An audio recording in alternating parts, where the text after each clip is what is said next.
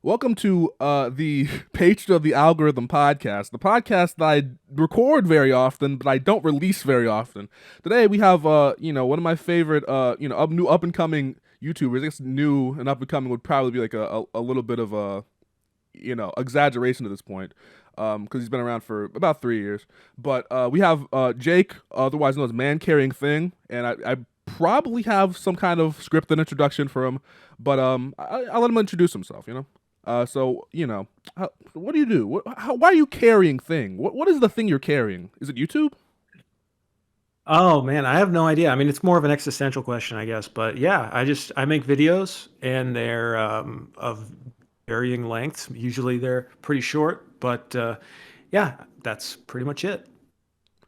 Do you do you think that the thing you're carrying is the giant boulder that Sisyphus carried up the giant mountain in that Greek tragedy? It's more of a Greek story. I need to read the rest of it, but yeah. What do you think about that Greek tragedy? I think what I'm carrying, I mean, what Sisyphus went through, that's peanuts to me. I mean, what I carry, it's monumentally bigger, It's Right. much heavier. So I like to think that the pain and suffering I go through for my viewers, it's just so much harder than any Greek myth or legend. Of course, and I don't mean to demean any kind of struggles you've been going through, but I have to ask, why has the Plankton Farts and Dies cinematic universe not been getting any new installments? The people have been waiting. The people have been, they've been clawing and going at anything they could find that's even similar, but they just don't have the rich taste of the first series. So what's going on with that one? How's it is it in progress? Yeah, it's part of I don't want to milk the franchise too much. Ah. I've seen my beloved franchises, Game of Thrones, go down the drain. So, I mean, at some point, you got to say he farted, he died. Is there an afterlife? I don't know. Is he farting or dying there? I have no idea. But um, to be perfectly honest, it's it's just if I have to do a joke reference to any video in a skit and it happens, it's just that's the first thing I'll put in there Right. because I know people will comment and talk about it. Okay. So, mainly here, um, on this interview, I want to talk more about your long form stuff because that's more interesting to me. I will ask a few questions about your short form stuff. Your kind of like skit stuff, Cool, and yeah. it'll be like in between. Yeah. But I do I mean, want to I'm kind start. of curious how. Oh, sorry. I just wanted to ask real quick. How did you Uh, find my channel in the first place? I don't remember. I think it might have been through one of the skits, but I'm pretty sure the first video that I remember distinctly watching was the probably the Lolita one. I think that's probably the one I remember Oh, watching. wow. Wow. Yeah. That I made that for as a class project. That Damn. was I had probably like 800 subscribers at the time, and I had to do a project for college, and that was what I was like. Might as well upload it for a video too. That makes sense because it like tonally it seems like a little bit more like I don't know, like serious, professional. Oh I don't yeah, know. Cause yeah, definitely it's yeah, very different than a lot of the other ones, especially compared to your modern videos, even the ones you had back then. yeah. And that was also a time when I'm just throwing anything at the wall, to see what'll stick. And that's something I never expected that to get as many views as it does. But Mhm.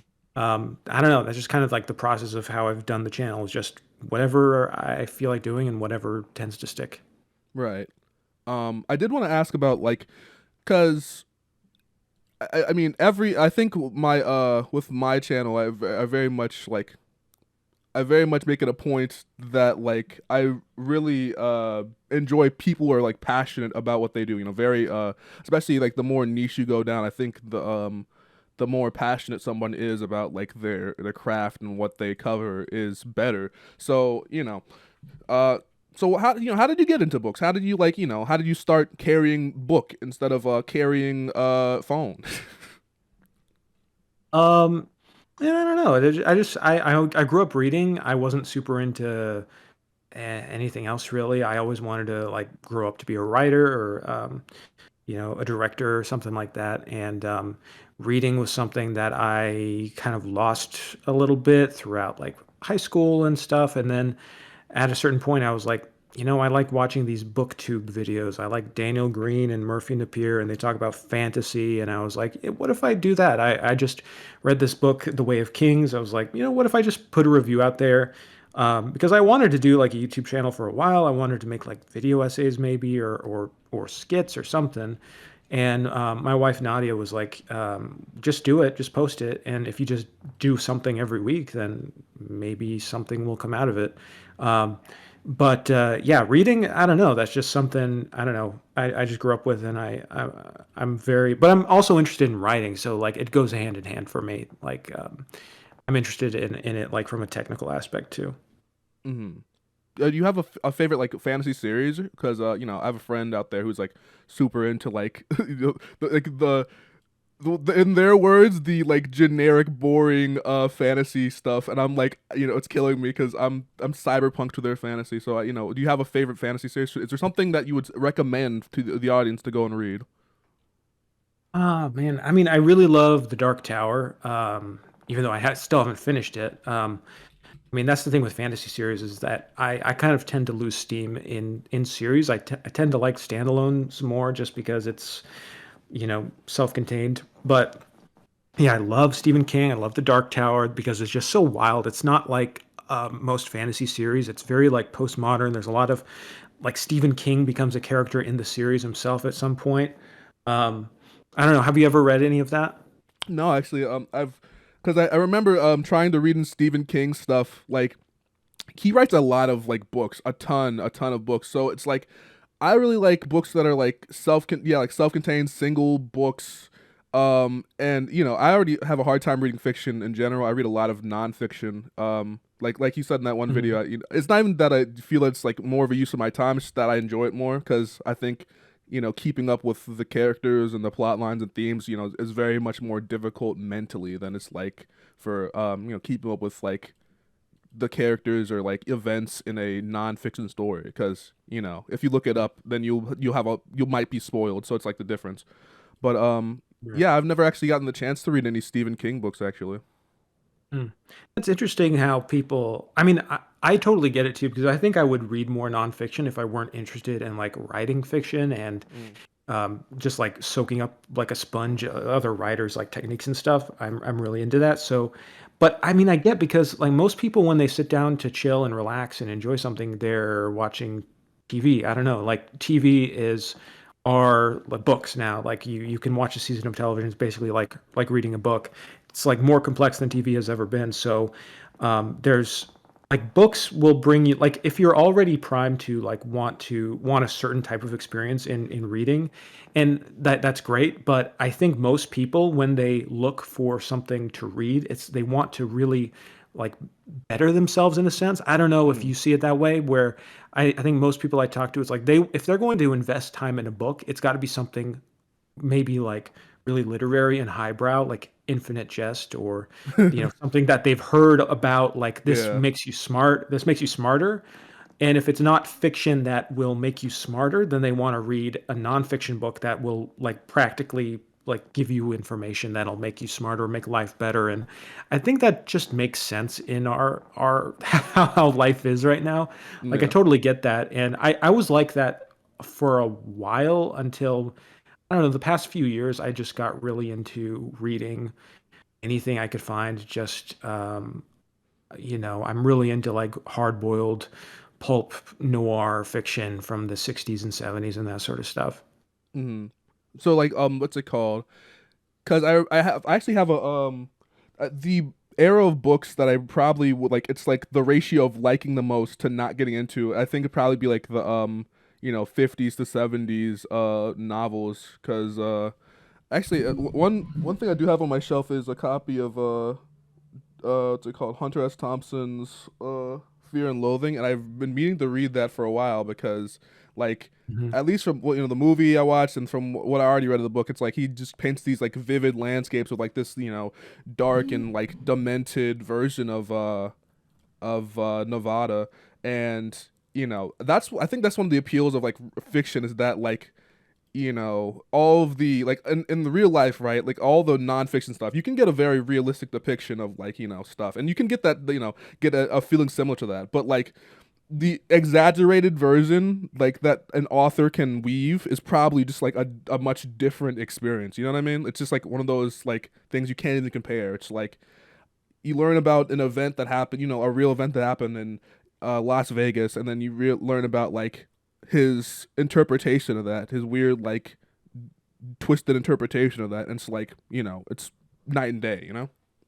Oh yeah. And I mean like most visual like fiction, TV and movies and stuff, it's very literal because you've got to see like practical physical stuff going on. Whereas you read a book, like you are getting inside someone's mind and like their consciousness, and it's just a different type of way to experience a story.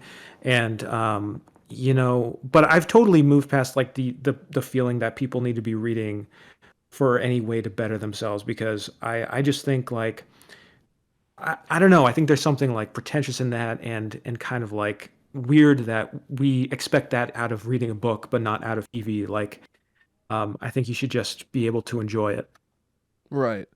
Um, and actually, I did want to ask because you know, because this was kind of related to the idea, and I actually I'd absorbed a visual novel through a YouTube video recently, a 4 hour video essay about Andrew Husse's like uh game Cyclonials, which is not something anyone here needs to look into, but it is pretty good. But that's pretty niche the appeal. But I wanted to ask, like, what is your opinion on like thoughts on absorbing media through a summary or through like a secondhand source, like um basically like absorbing like going through media in this case it was kind of like it was mostly the same thing because it's a visual novel because it's the same words, but like in general, like what do you think of that as a idea, as a you know like, what do you think of it, I guess?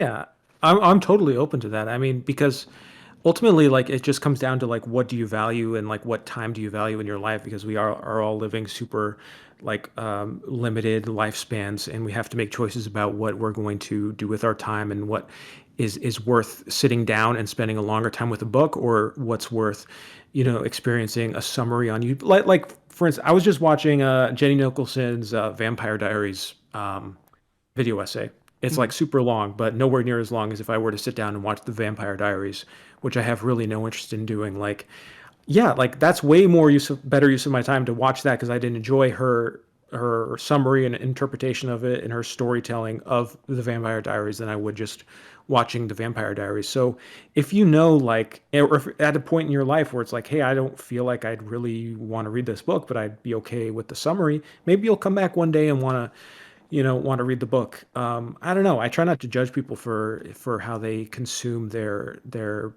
media. Hmm. I think that it's like one of those things where, mostly with YouTubers, it's like the style of their interpretation of the book is probably what like gets you interested in the media in the first place. It's like, because I've watched a ton of like, I've been watching video essays like since like, Captain Christian, like the video essayist? No. Often, no, I don't think I know that. So back in it's like he's from like 7, 8 years ago, maybe even 9 at this point. I think there's like because I think this is the first time I talked to someone who like deliberately makes stuff called video essays. So but yeah, the I'm very passionate about this subject actually. When it like graded a ton of people, and actually I remember distinctly I was going through a video essay tier list and I put you in high a B tier. I don't know how else Oh to mention it. wow, High B tier. There's a lot of people there, but I really I'm enjoyed like honored. your specifically because not only because I like your presentation, but it's like because the topic is just unique and inherently like I don't see that many people covering books because it's a very hard medium to cover in terms of like the format of video in general. You know what I mean? Yeah. Well, thanks. I mean, that's nice of you because I don't make just video essays. I mean, it's super rare. I think Right. very few people consider me a video essayist because that's just kind of like when I have the time, when I have the energy, because it takes so long, Yeah, it's and it's like so it's not a main difficult. source of income. But yeah, but I was want to ask, do you like do YouTube full time, part time, like Yeah, I'm full time. I started full time ever since I graduated. left we left California in 2022. I graduated UCLA 2022, and then right after that, I was just full-time YouTube. We live in Washington State, and yeah, since summer of 2022, that's I've been full-time. What are you studying? I was studying English. I did digital humanities minor. Oh, okay. I Yeah. did want to ask about the because because you did mention your video essay stuff being different than because I I'm bringing it back and sprinkle in the short form discussion. So yeah, you said that of course you don't do it as often, but you know how does the ideation process of the typical skit go along? I'm sure it's very shotgun, fast paced stuff. It's like but you could tell me how it goes along. Might as well. Oh yeah. So skits, I'm trying to always come up with ideas because like with skits, it's just constantly it's an ideas problem. It's like what's going to work, what's going to be topical, or is just like I think is a funny joke. How do I if I come up with a funny joke, how do I then make that clickable and look in the algorithm and Mm. or if it's or if it's just something topical, I want to cover this topic, how like what can I add, what can I comment on it, and it's just yeah, usually I'm not like actively working on it until like the morning of, and then I'm just like banging my head on the wall for a couple hours, and then I finally film and edit it. So I mean the longest part of it is just coming up with ideas and sitting there trying to wonder like figure out okay what's going to work. um yeah, I mean, that's pretty much it. It's not super complex, and it's just me, in my room, trying to make something work. So it is stressful, because it is like this pressure cooker of like, all right, I've got 20 more minutes to come up with an idea before I've got to start filming and I've got to start editing and got to get it out. So yeah, it's kind of the process. I noticed that you do have like a like relative to a lot of the skits on the internet that are like basically like a pan like a shot reverse shot of someone on their phone. It's like I do notice you do kind of incorporate a few more different types of shots in there depending on the skit. Um, Yeah, I guess yeah, I mean there's so much like good short form comedy on YouTube right now. It's all over. There's some like really I mean there's like a gradient of people who are doing more like lo-fi look, more casual filming, like Grant Whistler or like me. And then there's people like it's Almost Friday TV. They do like intense productions. They have a whole crew and they put on these like SNL quality skits.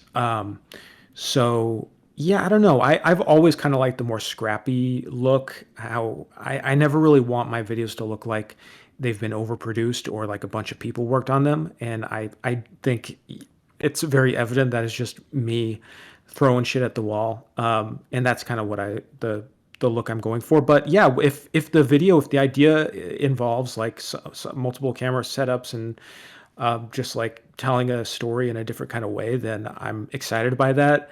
And a lot of times, if it's something different, then I'm really way more motivated to just like try it out and film it that way. Because if it's the same setup, if it's the same scenario, if it's just shot reverse shot, I mean, sometimes I just want to do a talking head thing because that's just so much easier to edit. But then a lot of times I get an idea like, oh, what if I film it like, I'm on the a sinking ship, and that's kind of like the vibe. And there's alarms going on, even though I'm talking about like a Disney failing merger or whatever. It's just I don't know, whatever happens to fit the filming, I guess. I mean, I assume that you're getting a lot of good practice for like learning all these techniques because you just like make them so often. It's like once every 3 days. I think is probably the average schedule for these. Yeah, 3 times a week. Damn, 3 times a week. Man, I could never.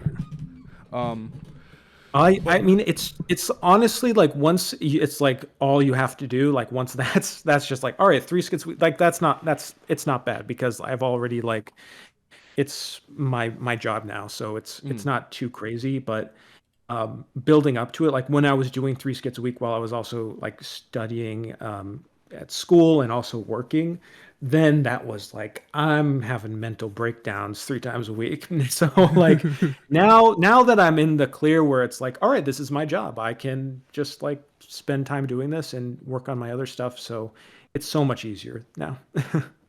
Yeah, you can just focus on one thing. You don't have to, you can polish that up, and you don't have to worry about any other like, other third third party things happening. Yeah, So I work on my skits and then I work on like the next long video essay that I have, in a couple months. what's it called? Do you for like all of your video essays, right? You think that like how often do you try to do those? Is like there like a schedule, or just like whenever you just like come up with an idea and you kind of start researching it? Yeah, it usually is like I want to do every other month I try to do something like a bigger project. Um, Sometimes it doesn't work out, but usually it comes down to like if I have a sponsorship lined up and I'm very, very like careful with when I do sponsorships. I never want to overload it because I don't like putting any sponsorships in the skits. And I don't like to just put something out just because I have a sponsorship. So now that I'm like partnered and working with Nebula, which they bring sponsorships to me when I want to do them, and I can post extended cuts on Nebula and that sort of thing. Now it's like I have a little more freedom and I feel a little less anxious about when I have to post things. So, but in terms of the creative process, like there's constant. I have so many ideas for videos that I would like to make. It's just like that's going to take a lot of time and effort, to do it well.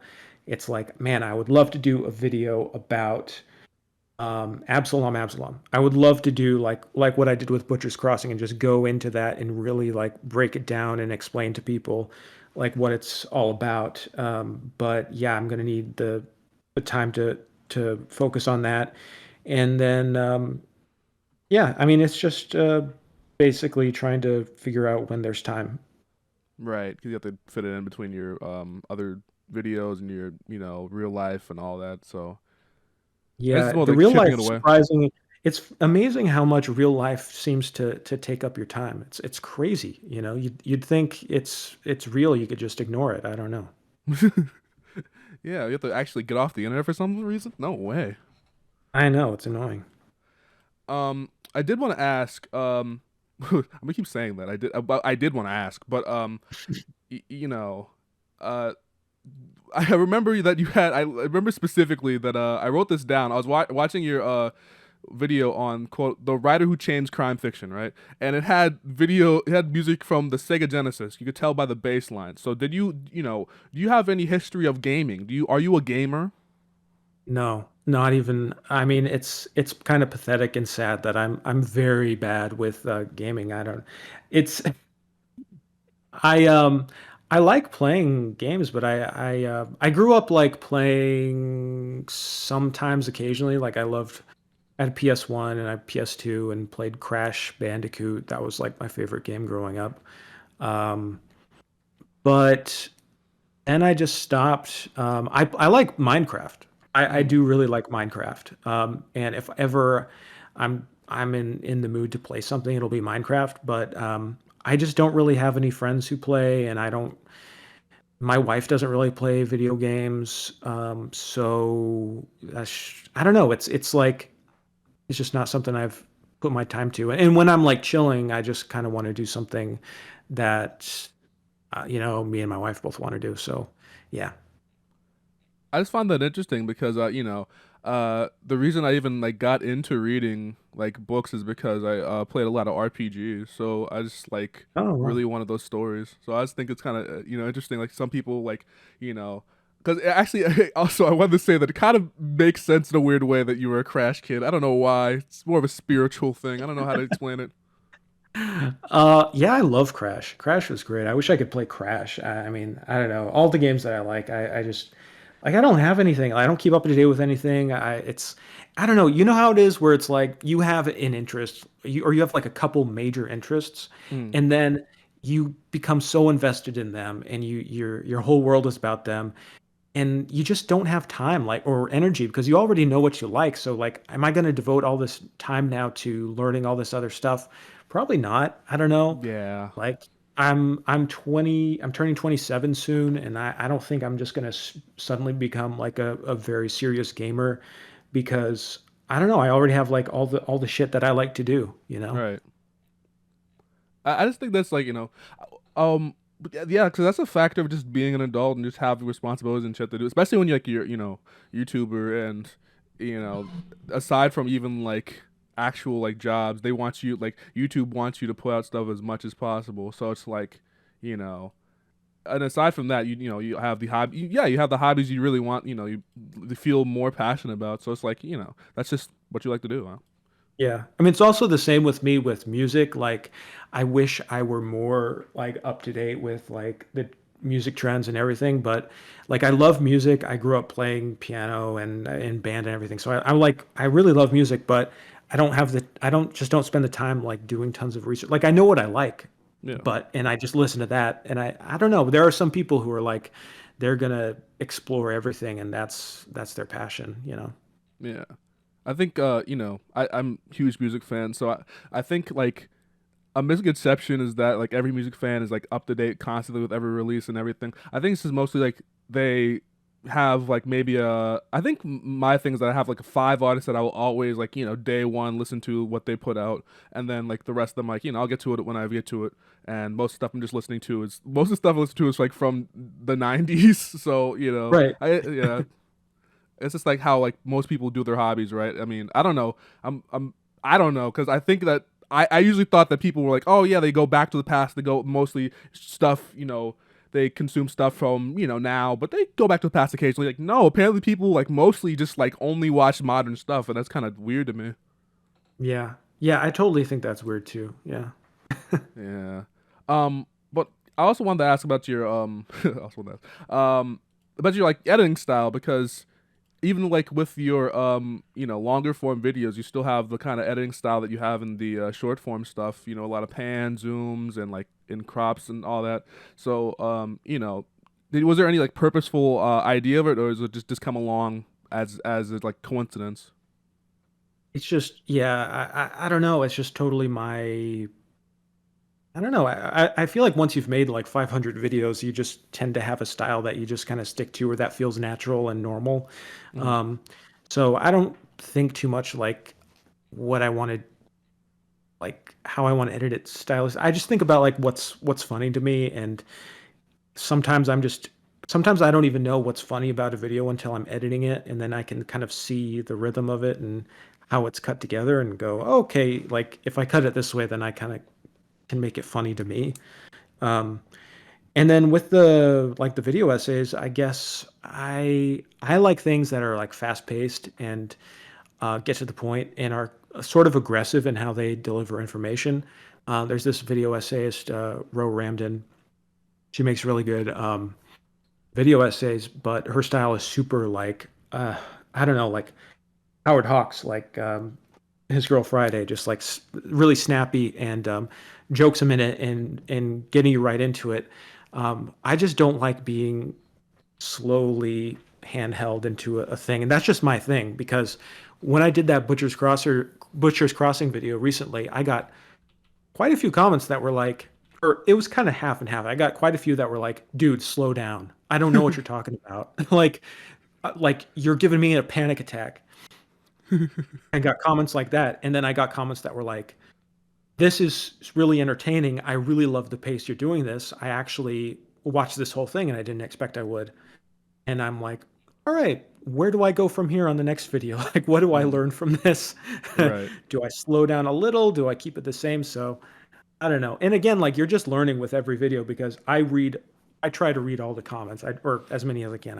I read so many comments to try to get like, all right, I'm so sorry. what do people, yeah, Yeah, reading all the comments sounds like, I mean, actually I do that a lot too, but it is a torturous process if you really like commit yourself to it. yeah, I don't know. Like, I really love, like, for me, the whole point of YouTube, like, if like here's the thing. Like so with Nebula, I've been posting on Nebula now because I'm working with Nebula, but when they don't have comment section on Nebula, Mm. it feels so alien to me because I'm going, what do people think? Like, what are they saying? What's the joke? Like, how are people riffing on this? Like, so much of what to me is entertaining about making these skits and YouTube videos is that I'm seeing it as like I'm putting this out there for like my viewers to like make jokes about and like add things. You know, the comments can be really funny sometimes, and a lot of times, like I go, man, if I post this video about how commenters always do this, I kind of know exactly what they're going to say, and how that's going to go. And if I make a joke about Plankton Farts and Dies in this video, if I make a joke about anything in this, you know, I know exactly what they're going to pick up on and chew on and make jokes about. And sometimes they find things that I never expected. Like that one video I did a while ago when it's like when your favorite YouTuber posts something bad, and in that video the like fictional commenter goes, "The absolute legend, he never misses." I never thought that was going to be like a meme in the comment section for, you know, like a year going on now. So, but to me, that's like the whole fun of it because it is like an interactive experience. I really love the interactivity of YouTube where it's like people are part of it. They're informing like what kind of videos I'm making, and I don't know, it feels like this weird communication with like this ghostly presence that is silent and mute, but is also giving me all this strange feedback about how, you know, my teeth are crooked and I need to, you know, fix my hair, but also like this is really funny. You know, it's a weird thing. The idea that you have like a back and forth with your audience directly is pretty much like, I think for a lot of people that's pretty much what drives them to do YouTube, to carry thing outside of their house. For sure. And I think there's a lot of creators who are missing out on the fact that they can like heart and comment with their subscribers and like interact with them directly because they're I know and it's totally different styles and I don't like blame anyone for wanting to kind of keep out of it and not interact directly in the comment section, but for me that's just like a gold mine for figuring out like what's going on, like what's funny here, what did I do, what did I even say that's funny, because sometimes it's like, you know, YouTube is so, I mean, as you know, it's super isolating. You're not working with anybody usually. You're just alone in your house trying to come up with stuff. And when you post it, there's no like feedback directly to you besides the comment section. So I want to get in there and figure out what's going on. What's it called? For all the like, because I know you could get like ideas from the comments. So are there like videos where like it was just like ideas that's based straight from a comment? Um, I don't think so. Maybe like inspired by them. I'm not totally sure. Yeah. Hmm. It probably was, I guess in the general sense, right? Um, Yeah. Yeah. but I did want to ask about the which I'm gonna keep saying that. I'm not gonna mention anymore. I did want to ask about your second channel. Was it Woman Carrying Man? You review a lot of different stuff on there, more topical like film reviews and all that. So I see a lot of film reviews. So what are your favorite films from that you watched recently? Oh yeah, I really love Challengers. That's probably my favorite movie of the year so far. Challengers. Yeah, have you heard of that one?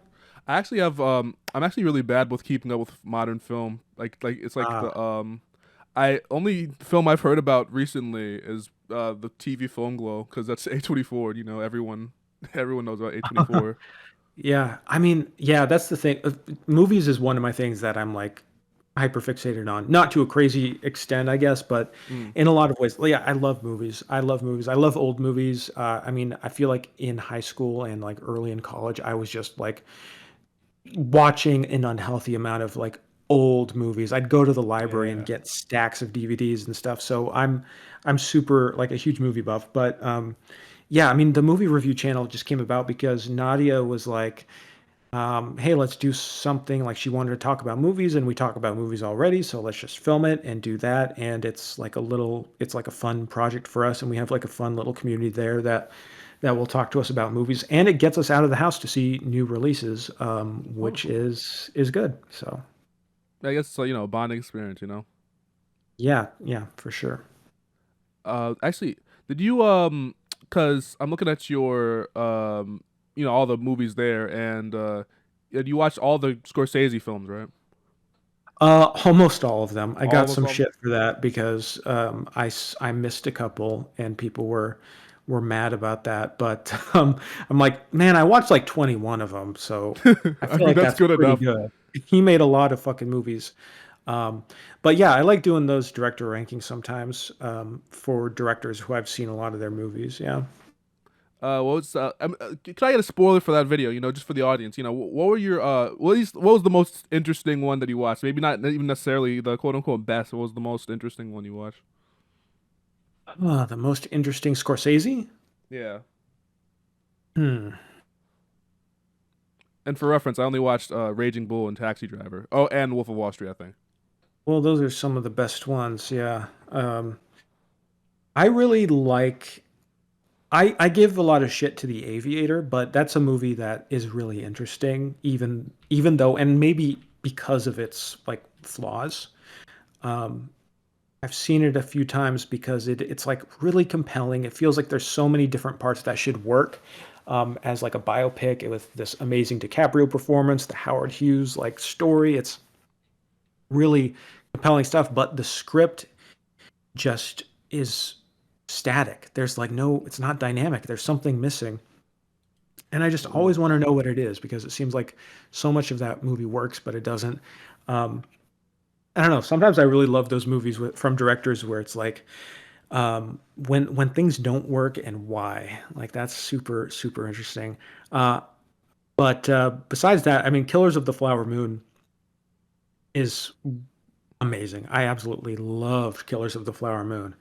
Brutal, like, and very dark and sad movie, but done in a way that is so it's like you can't pull your eyes away from the screen. It's incredibly interesting. What's it called? I never actually ended up watching Killers. How long was it? Was it like 2, 3 hours? It's like 3.5 hours. Damn. It's a Honestly, commitment. yeah.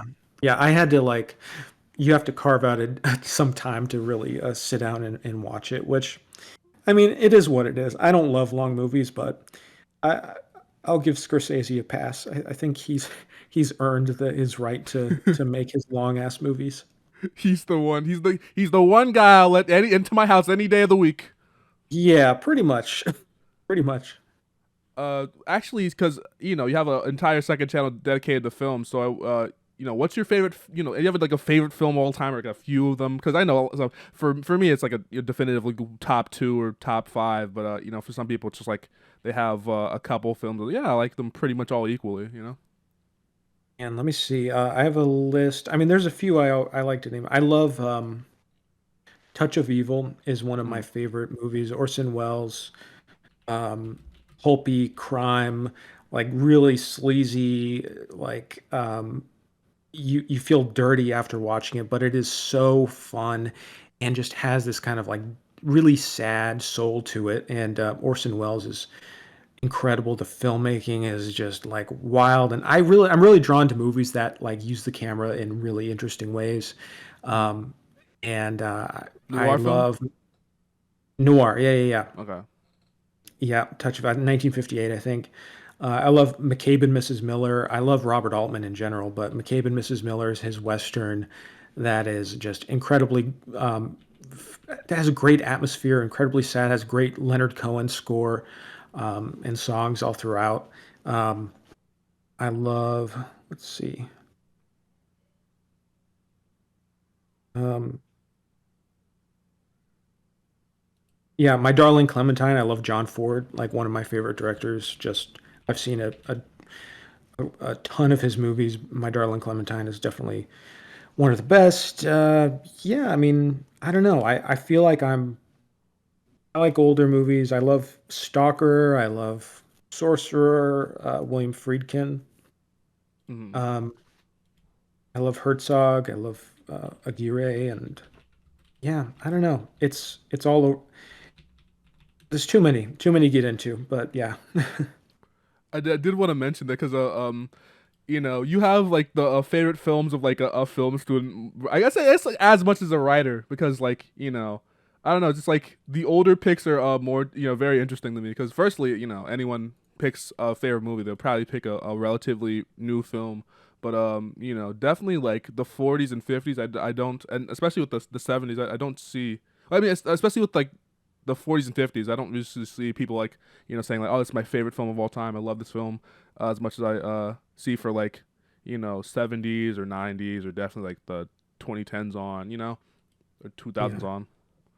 And I Um, really believe that the movies that you will love for your whole life, you kind of discover when you're in high school or you're Pretty like a much. teenager, because that's when you're like really falling in love with like all sorts of different art forms, and things you experience for the first time are just going to be special no matter what. So, and around that time, I was just watching a ton of old movies. So, of course, I'm going to be drawn to those movies more than newer stuff. And it takes longer for new stuff to I don't know, to feel like it, to get saturated in the culture, and to get a sense of like like they're hanging around for a while. There's a new movie that I really love. This came out in, I guess, 2016, is The Lost City of Z. That's James Gray. I really really love that movie. I love Whiplash. I mean, that's one of my favorite movies. That came out like when I graduated, around when I graduated high school, and that was like just a huge deal to me. and wait, Whiplash was that I want to say 2015. No, that's been later on, 20 like 17, right? 2014, I think. Whoa, that was way further back than I thought it was. Yeah, yeah. Damn. But yeah, it's kind of weird because every like yeah every art form that I've noticed like especially with like okay, my whole thing is that Paul McCartney, right, from the Beatles, he Mhm. I have to mention from the Beatles because just in case one person out there doesn't know Paul McCartney, yeah, he's like in his like he's like 80s now. I don't know if he's even he might be in his mid 80s at this point, but to this day, if he makes a new song, it's gonna sound like a lot of the older songs you're listening to, a lot of the blues, the rock and roll stuff and some of the maybe the later hard rock maybe, but it's gonna sound generally like this stuff. And I noticed that I noticed that because it's like Paul McCartney was around for like the what we consider like the entire history of rock and roll music basically.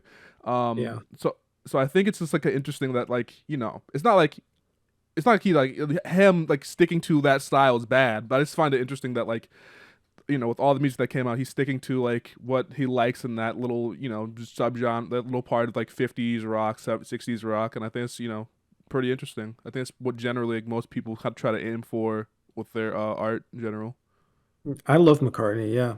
Yeah, I think his McCartney 3 album was really interesting to see. Like, I don't know. I really love like when artists get into like really late, when they're in their like 80s and they're still making movies, like Clint Eastwood and Scorsese and stuff, Mm. and that like late style that they get. I feel like a lot of directors start to change a little bit. You look at John Ford, like his later movies, they're really different. They have like a kind of weird stiffness and are kind of stripped bare. I think the same goes with Renoir a little bit, who's like his later movies are so different from his like rules of the game and where the camera's moving all over the place. And Scorsese too now is like a different filmmaker than he was, and really like I don't know. I feel like almost something becomes more cynical with a lot of these people when they get into their later age, and some of them like retreat into maybe like fantasy, and like I guess Jean Renoir would have done that with like his later films, while some people like Clint Eastwood maybe just gets more stripped down and bare and very cynical maybe. I love how you like you mentioned cynicality with like Scorsese in particular because Scorsese has always been like the CEO of cynical. Like he's always been like That's the true. That's so true. Yeah. it's just kind of Yeah, I mean, interesting. he's always been that way. I guess more it's just like the directing style is a little Right. different. But yeah, that's very true. um but yeah, I mean, like a lot of these films are just like, especially with like later you go on to life, you just like notice different things, different aspects. I think my favorite quotes, I think it was, I want to say it was Akira Kurosawa, but it's one of those things where like they're like, I'm like 70 now. I still haven't even started directing or something to that effect. Oh Is a yeah, very I think that misquoted. was Kurosawa. Yeah. Yeah. Yeah, and then like, because there's a benefit and the detriment to that, because like I guess it's like if you still feel like a beginner in the way of like creativity by your 70s, you still have a lot more life left in you. But also, you realize that you'll never be like the perfect artist or whatever. Like you never be like to the point where like you've always dreamed of, in terms of like, I guess you could get like as well as you can to executing the vision you have in your mind, or as much as the vision even is worth exploring to that, like that letter to the letter.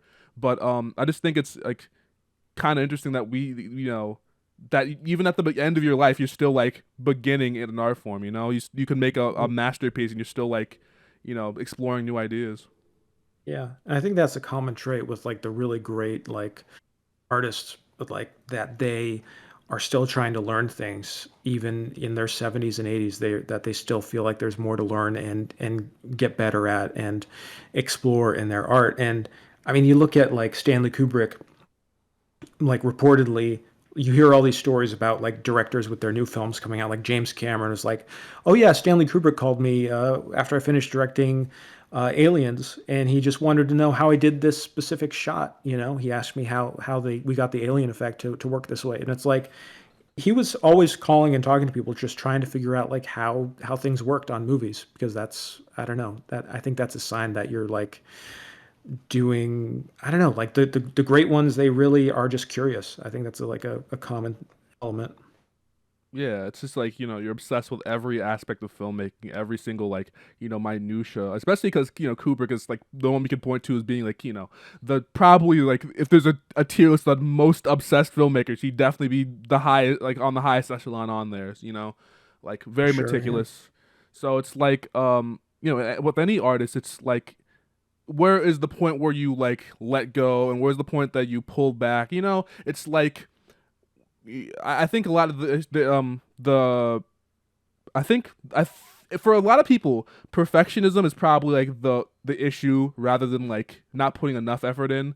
Like, at least with the people who would be here listening to this podcast, like, but I still think that at some point you gotta like remember that, like, at the end of the day, it is just a film. It is like only like a piece of fiction, and as much as like fiction can change people's lives and like affect you emotionally, you don't have to like, it's not that serious. You don't have to die for it. You know what I mean? Oh yeah, absolutely. And there's some artists or directors, especially like who are like, this is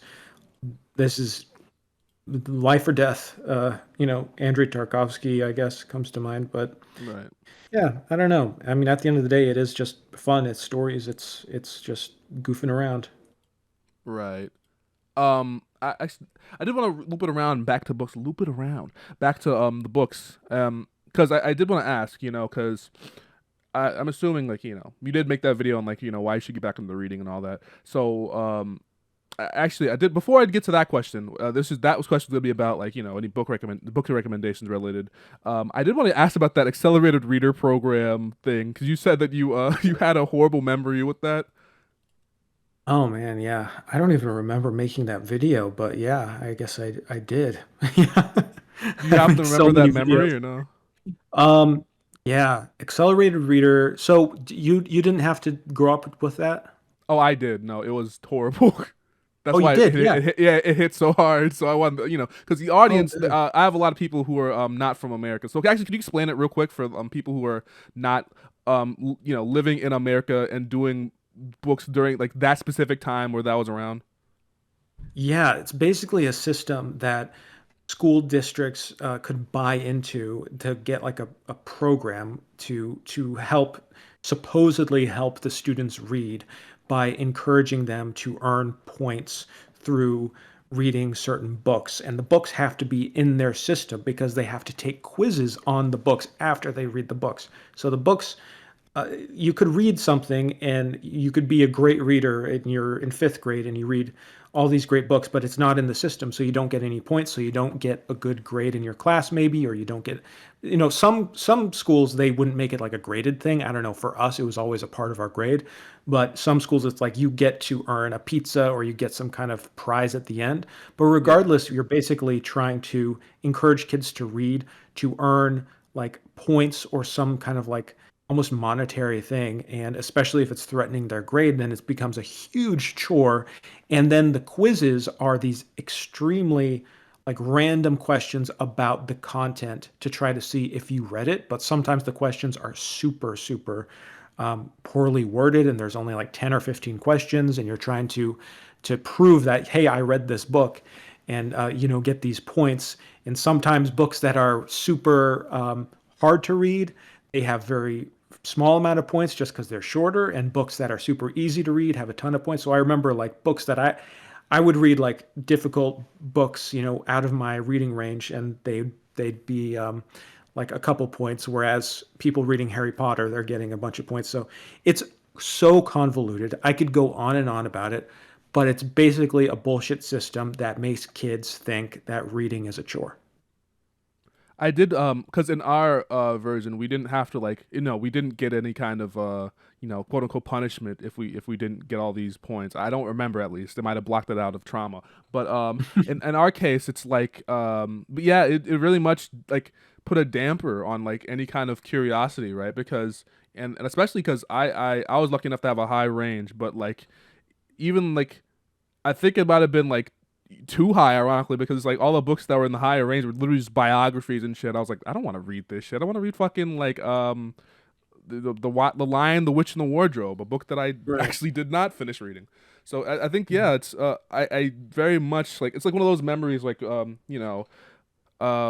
one of those things where you see a video essay about it and then you start remembering all this shit from back of the past. It's that happens all the time nowadays for me. Like they just bring up all these random memories that you would have never thought of again. So, Right. um, It's just another part of our like school system trying to basically training kids into thinking that reading is a huge chore, and if it's not a huge chore, it's got to be extremely practical for gaining information that is useful to your life. And when it's not, it's a waste of time, and that's why so many people don't read, and so many people have no interest in reading ever again after going through that system. It makes total sense. I mean, yeah, it sucks. It makes you hate reading. especially because I remember watching the video and I was like, I think you like it was like on mid end, you're like the company that owns it. I'm like that makes a lot of sense because I was like every time there's something shitty that happens, always the company that's like the private company that put this thing into the school. I'm like Jesus Christ. Right. Uh, Yeah, it's always some bullshit with the school district or the state government and the this some way to try to make themselves look good at the detriment of the kids. Yeah. But yeah, did you have like that specific memory that you had like there's like a remember there's a specific book that you mentioned or something that like there's a memory was that like a because I know if I don't ask it now then it'll bother me. I'll never get the answer to what book that was, what memory that was. So is I do you remember that or no? Like what do you mean? What book I There was read a that? there was a specific part where you're like you're alluding to a specific memory related to this that was it's like halfway through the video you're alluding to a part like you had okay, what was it called, like this totally isn't like traumatic, a traumatic memory that I am going through right now because you mentioned like a book that was like huge and it didn't like count for any points or something. Oh, maybe it was this book that was called Peak. I think that it was a book about this guy climbing Mount Everest, but I remember reading that and I got no like I got no credit for it, and then I requested that they add it to the system, and then like later they added it to the system. I'm like, well, that's not helpful to me now, is it? It's just like, well, that's a little late for that, isn't it? Yeah. That's why I shouldn't read books. Thank you. Yeah, Waste of it's like time. Pavlovian response. You're like getting kicked while you're down. Like, actually, reading is fun. No, you haven't taught me that through the entirety of the school No. system. You So shouldn't yeah, be curious in anything. Just read Ranger's Apprentice and get your points to get your grade, you know? yeah. But speaking of reading and people starting to read, you know, I because I have a lot of books. I have like I think I have like like 100 books beside me right now, but I'm not good at reading them. So, do you have any recommendations for books that you think that people would, are like accessible, like stuff that you think that people at least like would because like, it could be the classics, could be like modern, anything like would I guess accessible, like discussion worthy or something that you just recommend people to read. Hmm. Man, it's so hard because it's like saying to someone who doesn't listen to music, like, here's a good music.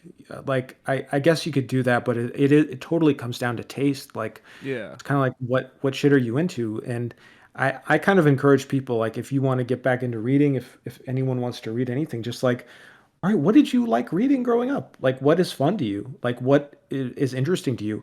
Even if it's something that you think is like, oh, that'll be too hard or take too long, just like, fuck it, just start reading it. Like, read the first 10 pages and stop. You don't have to read the whole book. You can read whatever you want. Just like if you feel like reading Steinbeck one day and then something Wuthering Heights the next day, like, just do it. You don't have to.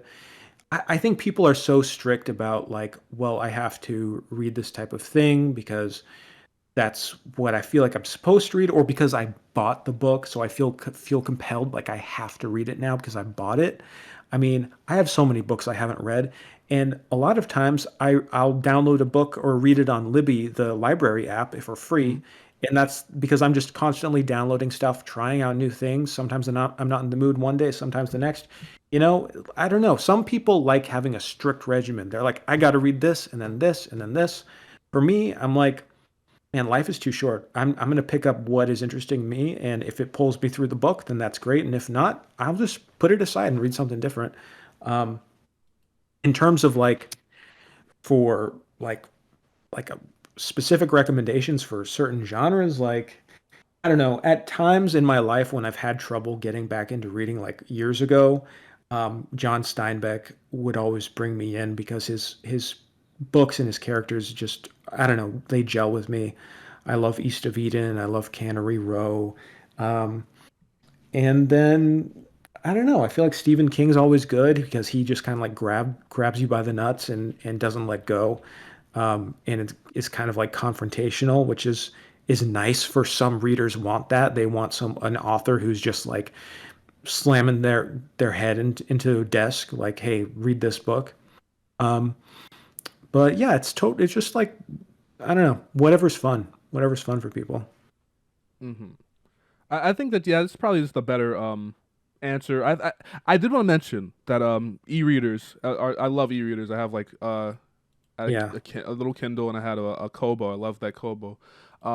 And I think just like if you want to get into reading, you just go and get a you know any kind of e-reader, the cheapest one you could get, or whatever you want. Probably buy yeah, used because very much easy because a lot of those are just pretty cheap and load that up with any book you want to really. yeah. Specifically, I You think a don't lot even of you don't even need an e-reader. Just use your phone and download yeah. the Libby. Have you heard of the Libby app? Yeah, the what's it called? That's like you connect it to your like local library and all that. Yeah, yeah, it's all free. Just connect it to your library, get your library card, connect it to Libby, and you can download hundreds of thousands of books, for free, and you could take them out for however, a bunch of different books and just try them out. And it's a super great way to find books that you might like just by testing them. Oh yeah, by the way, if you do get the Libby app, it does help libraries because it shows interest in what books people actually read and might get Yep. that people to buy the copy from that author, so that Yeah, helps directly helps authors if so it's not it for helps sure. everyone really. Oh yeah, so many times I've read a book on Libby, like, oh damn, I love like Butcher's Crossing. I read that through Libby, and I was like, man, I need to buy this book, and Hmm. I I did. need a copy of this.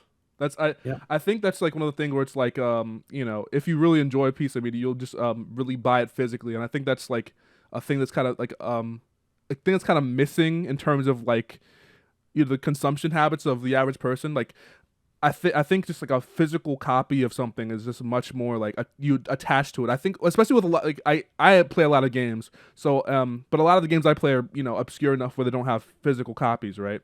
So they're hmm, only like on like whatever service that you use to download games, like specifically Steam on computer, right? So it's just like the matter of even if I love this game to death, it's easier to forget about it because I don't have anything physically attaching myself to it. There's no like copy in my hand. There's no like manual. So it's like the same thing with like books or movies. It's like if you don't have a physical copy, you just don't. Even if you love that thing to the bits, you just don't feel the same kind of attachment to it. You know? Yeah, and it's proven by like the publishing industry saying that ebooks are going to kill publishing when it hasn't. I mean, publishing is doing really well right now. So, Yeah. Same thing like vinyl or same things like some people still apparently yeah DVDs apparently still sell better than like 4K discs. And that's very funny to me. that is actually, yeah, that's pretty Um funny. But yeah, I did want to because what's it called? We're getting reaching around the hour mark, so I did want to ask a couple more questions, and we could just end it there, right? Yeah. Um, for the case of I actually did want to mention specifically, like, have you read any Haruki Murakami? Because I remember that was the what's it called? I have a copy of Kafka on the Shore over there, and I remember that like I got like I think like like 250 pages in, and I was like because that's probably like I don't usually read like fiction like that, right? So um I did want to mention him because he specifically stood out to me. He was like an author I really liked in terms of like the style and prose, like modern fiction. I don't really read much modern fiction. So have you read his stuff? I have not. Yeah, I have Mm. not read a single page. I've heard like Wow. plenty of good things and Mm. some bad things. I've heard some, criticism about how he writes women and stuff. Yeah, So, I'm totally opening to reading him. But yeah, just like one of those things. Like I don't know, there's so much to read, and that's just one author I haven't gotten to yet. that's interesting because I guess it's just a difference in taste because I don't think I'd ever like I don't think I'd ever go purposely and go to like a art like Tolkien novels or anything because I'm not interested in fantasy. But I think it's like the I just like modern stories or yeah, I guess modern even for the time like 70s or like even 50s like just any story that's like within like the kind of realm we live in. It's like because it's I do think that it's just that the aesthetics of a fantasy novel just don't vibe with me the same way. Oh, I'm kind of with you on that. I mean, I didn't really grow up reading fantasy. I read more sci-fi, and Mm. like fantasy is something I've kind of grown into over time. But yeah, again, it's just like it's it's just tastes. There's so much to read, so much good stuff that I don't know. No one should really be like, getting mad at themselves or beating themselves up for not reading a certain writer. Just such little time on this planet. Just got to read Yeah. what you love. Yeah, it's just like a matter of fact that you just won't be able to get into everything. I think especially No. because most people just get into the whatever their friends are doing. I think that's honestly it's pretty valid because it's like the Yeah, matter of fact that you want to talk to people about what you like doing. So absolutely. Yeah. um but also only a couple questions left by the way. No, take your Because time. I did have a you know, I wanted to discuss the idea of like playing into the two extremes of YouTube because in this particular 2024 dating this video, it is 2024. Right now the quote unquote YouTube algorithm really likes the two extremes where it's like very short videos or very long videos. So what do you think? What do you think about that and how it relates to your style? Because you kind of participate in that kind of idea. Is it on purpose? Is it accidents? Like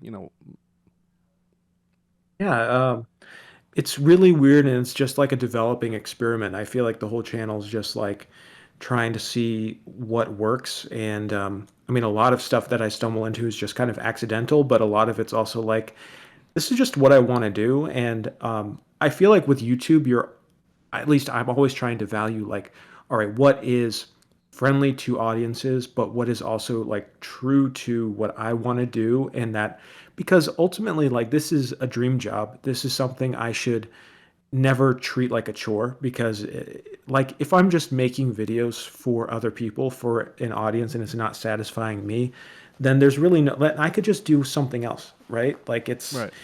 it's there's no point in treating it like that. And I like making the longer videos. And fortunately, I try to balance it between the two.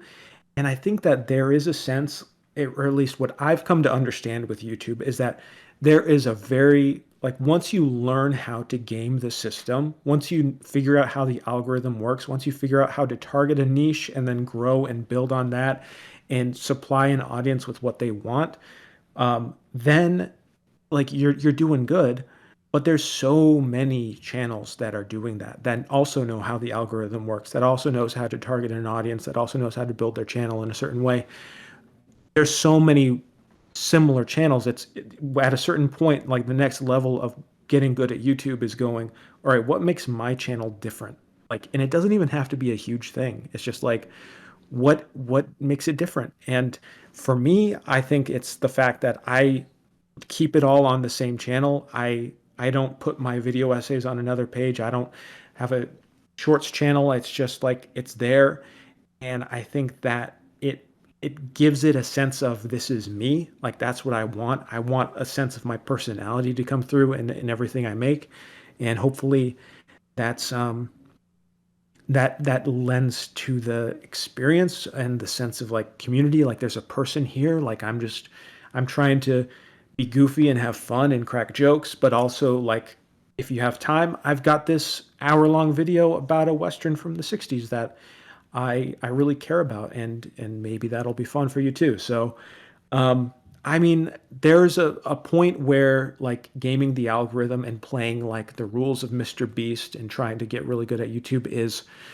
good, and it's like good practice to succeed at YouTube.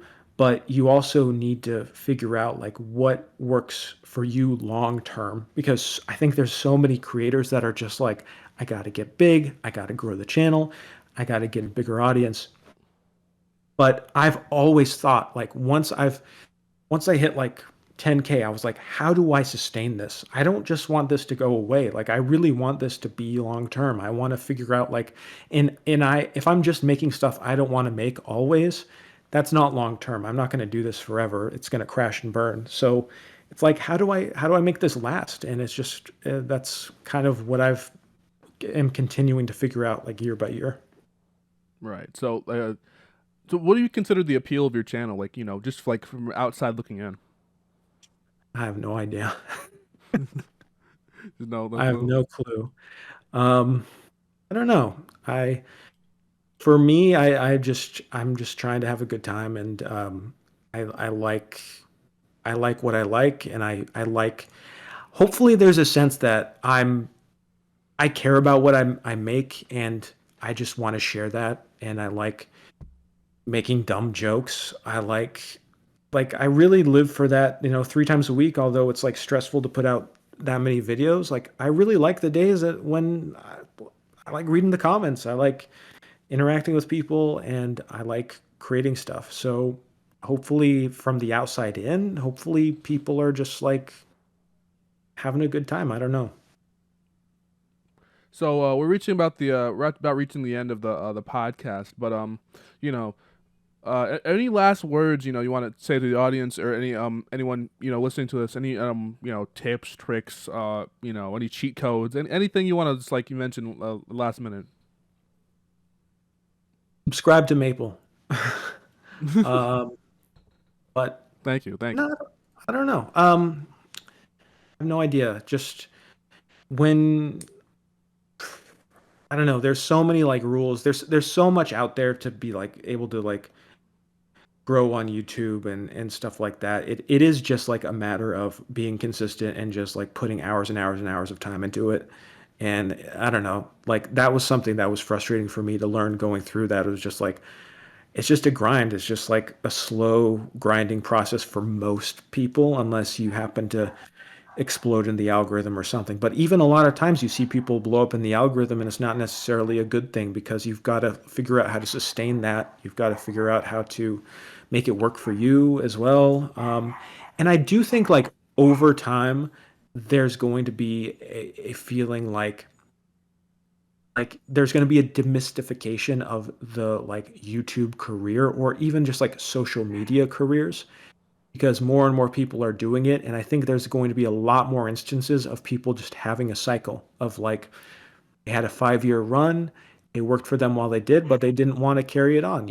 It's there's other stuff to do, there's other jobs to have. And it's not necessarily like once you do it for life, and it's going to be different for everyone. So, um, yeah, those are my random thoughts currently about YouTube, I guess.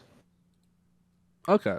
So yeah, I think we should end it off there. I think probably good stopping point. We're about like it's like 70, maybe like yeah, around like an hour, 10 minutes in. So yeah, I'd like to thank man carrying thing, Jake. Thank you for coming on to the podcast. I really appreciate it. Hope you enjoyed your Thank you for time. having me. Yeah, I appreciate you reaching out. I mean, this is fun. I like talking to you, and you have good questions too.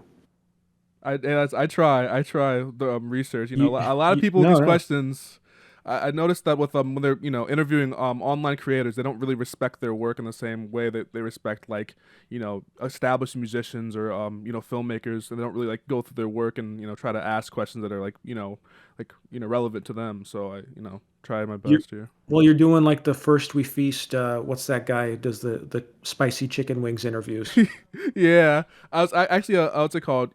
I know you don't know music, but there's this interviewer called Nardwar who's you know who's very famous especially in the rap circles, and he interviews people like to like the best ability. He literally like goes before the interviews and tries to contact like anyone and try to find like the most obscure facts so he could just surprise them, and he always accomplishes it. Like every time they're like, how the hell did you find that out? Like every time.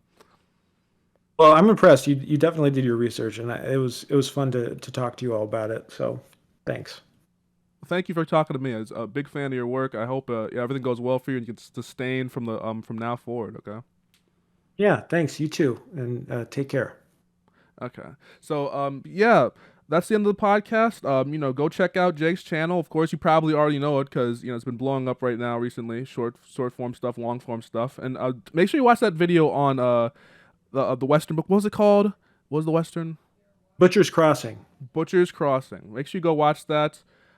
Pretty much any video on a Western novel made in the mid century is gonna be a banger video. A video essay about a Western book, easy banger. So, but yeah, go watch that and go subscribe. And thank you for watching. Really. Yeah. See you later, audience. Bye. And say your bye. Say bye. Go. Bye, bye, audience. Bye, Maples audience.